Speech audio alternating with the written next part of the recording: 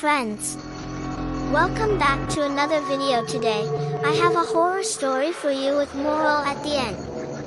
So, stop wasting of time and let's start this story. In a quiet, isolated town surrounded by vast, uncharted woods, an eerie legend passed through generations, the Hungry Shadows. People said that these shadows moved with a purpose, lingering after midnight, slipping into homes, and consuming anyone who dared to notice them. Those who went missing were rarely spoken of afterward, as if even their names fed the darkness. Only an ominous silence was left in their place. Three friends, Sam, Clara, and Ben, decided one cold autumn night to prove that the legend was just an old wives' tale. They were thrill-seekers, eager to laugh at the fears of their elders. Armed with flashlights and camping gear, they ventured into the forest under a new moon, with only the faint sounds of the wind and rustling leaves surrounding them. But as they moved deeper into the woods, that sound, too, faded away, leaving an oppressive silence behind. Their flashlights barely illuminated the path, but Clara began noticing something peculiar. The shadows of the trees weren't behaving naturally. They seemed to slither and twist, reaching out toward them with every step they took, each shadow bending unnaturally closer, inch by inch. She brushed off the feeling, blaming her imagination, but the unsettling sensation crept in again when she saw a dark shape detach itself from a tree and slowly trail behind Sam. Ben turned to make a joke, but the punchline caught in his throat as he, too, noticed the shadows shifting, growing taller, and looming as if watching them.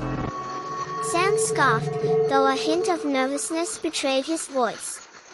"Relax, it's just the dark. Shadows can't hurt you." Suddenly, Sam's flashlight began to flicker. The light dimmed, then went out entirely, plunging him into complete darkness. He cursed, smacking the flashlight to bring it back to life, but a cold wind rushed over them, and Clara felt a prickling sensation on the back of her neck. When she turned, Sam was gone. The two remaining friends froze, calling out Sam's name in panic, but their voices seemed swallowed by the night. They strained to listen, and from the darkness came a whisper, Sam's voice, hollow and distant. "This way, follow me."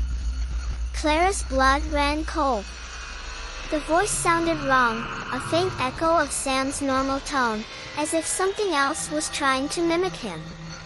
Ben was trembling but determined to find his friend, convinced that Sam must be hurt or lost. Against her better judgment, Clara agreed, and together they stepped deeper into the forest, following the eerie, intermittent whispers. Their flashlights caught glimpses of movement, a flicker of something darting past, a shadow creeping along the ground with a speed that shadows should not possess. Clara realized these shadows were no mere tricks of the light. They were alive, watching and waiting. Just as they caught sight of a figure up ahead, Ben's flashlight went out, and he vanished into the darkness without a sound.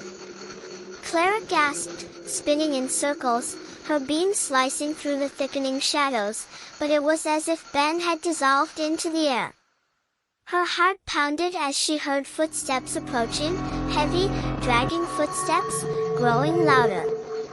Desperately, she kept calling their names, but the darkness only responded with echoes and whispers.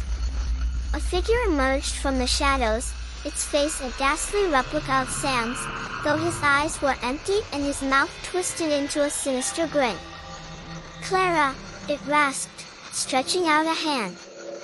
She backed away, horrified to see shadows seeping from his skin like smoke, twisting and reaching toward her. She realized with terror that the shadows had consumed her friends, hollowing them out and using their voices, puppets of darkness. She bolted, sprinting through the woods as she felt tendrils of shadows nipping at her heels, whispering her name, inviting her to join them. Clara tripped, scraping her hands and knees, but forced herself to her feet, racing until she saw the first light of dawn breaking through the trees.